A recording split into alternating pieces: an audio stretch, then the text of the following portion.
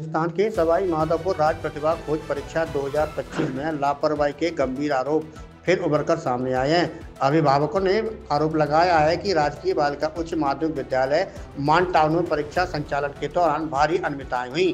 बच्चों को देरी से मिली OMR सीट और प्रश्न पत्र। परीक्षा समाप्त होने के बाद जब बच्चों से पूछा गया तो कई विद्यार्थियों ने बताया कि उन्हें ORM सीट लगभग 10 से 15 मिनट बाद देरी से मिली। क्या नाम है आपका? ईशा मीना। क्या की एग्जाम है आज? STSC। क्या मामला है? क्या? क्या मामला है पूरा ये? हमें पेपर लेट मिला था और टाइम पे नहीं दिया था। कितने बजे दिया था आपको? हमें OMR 9 बजे, OMR पहले तो 15 मिनट लेट आई थी और पेपर फिर उसके बाद हमने 10 मिनट लेट स्टार्ट किया है। कौन सी जगह की बात है ये? ये यहीं पे कौन सा स्कूल है ये? गवर्नमेंट गर्ल्स कौन सा? क्या नाम है आपका? मेरा नाम प्रशंसा अग्रवाल। मैं गंगापुर सिटी से आई हूँ, DS साइंस एकेडमी स्कूल से। हमारा जो पेपर था गर्ल्स स्कूल माउंट टाउन में, और हमारा जो मैथ का पेपर था वो 9 बजे से चालू होना था, लेकिन हमें जो OMR और जो पेपर है वो 9:10 पे मिली थी।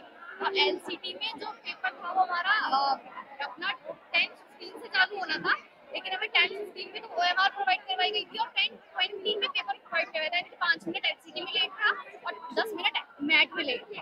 कुछ बच्चे बाहर भी गए थे कल, गेट के बाहर भी गए बताए? ऐसा हाँ, गेट के बाहर नहीं गए थे, 1-2 बच्चे ही गए थे, लेकिन हमें जो पेपर था वो लेट मिला था। क्लास में जाके बैठे थे, 15 मिनट हम बैठे हुए थे, इसलिए हमको 5 मिनट LCT का लेट मिला था और मैथ का 10 मिनट लेट मिला।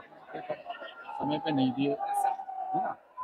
कब दिए थे, कैसे दिए थे, और या इस परेशान और आपको क्या परेशानी हुई वो बताइए। जो पेपर का टाइम था वो मतलब 9 AM से शुरू होना था। हाँ, 9 AM तो हमारा मेंटल एबिलिटी का टेस्ट था।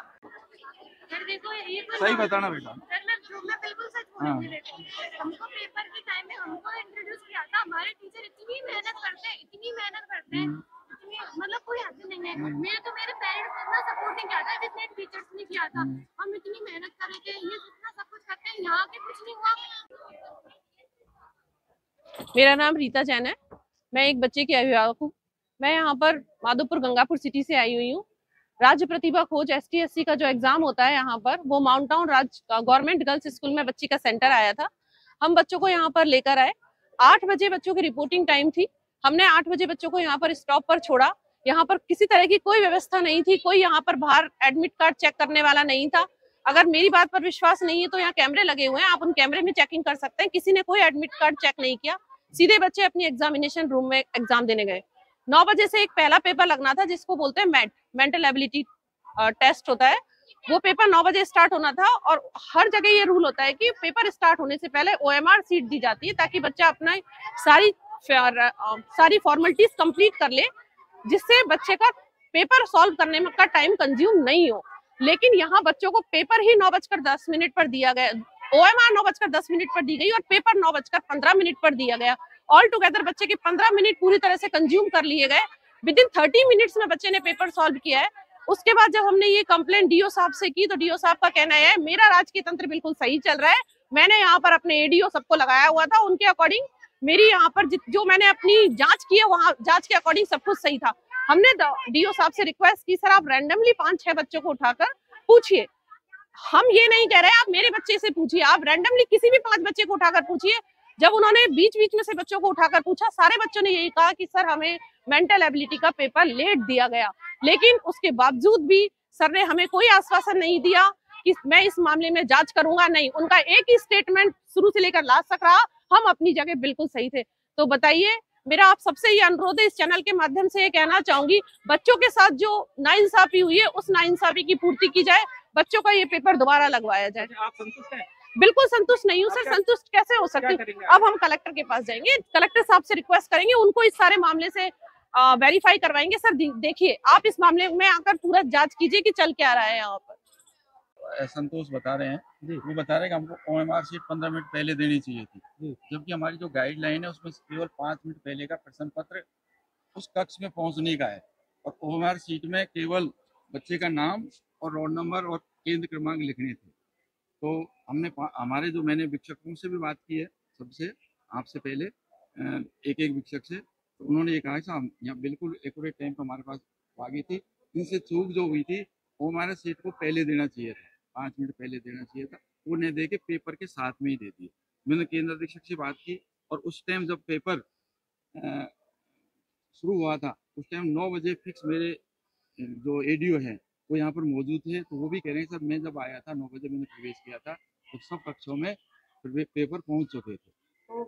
सर बच्चे 10-10 बच्चों से आपने पूछा, सबने कहा 10 से 15 मिनट पेपर लेट बिल्कुल हुए। बिल्कुल। तो आप उसमें यकीन नहीं करें 10 बच्चे झूठ बोल रहे हैं, अब बच्चे कह रहे हैं तो माननी पड़ेगी ना। जो कह रहे हैं वो बच्चों कह रहे हैं, लेकिन मेरे स्टाफ, मेरा खुद का एडीओ, मेरा जो यहाँ शिक्षक जो ड्यूटी पे लगे हुए थे उन्होंने जो बताया, ये तो अपनी सरकारी ड्यूटी कर रहे हैं, ये तो अपनी सरकारी ड्यूटी कर रहे हैं। तो मतलब बच्चों को झूठ बोल मान लिया जाए, बच्चे झूठ बोल रहे हैं। अब बच्चों आपके सामने 10 बच्चों से आपने अलग अलग उठाए, सारे बच्चे भीड़ में से 10 बच्चे चिन्हित करके उठाए। सीट की कह रहे हैं 10 मिनट हमारे सीट कैसे, हमारे पास कोई गाइडलाइन थी 15 मिनट पहले दी जाए कंपटीशन वगैरह में। नहीं 9 बजे हमारे 9 बजे पेपर दिया है और बच्चे अभी भी कह रहे हैं 9:10 पे, 9:15 पे, 9:22 पे भी पेपर मिला बच्चों को। जाके चेक कर लिए, ये बच्चे एग्जाम दे रहे हैं और इनके एडमिट कार्ड बाहर है, आप अंदर जाके चेक कर सकते हो उनको नाम ज़्यादा।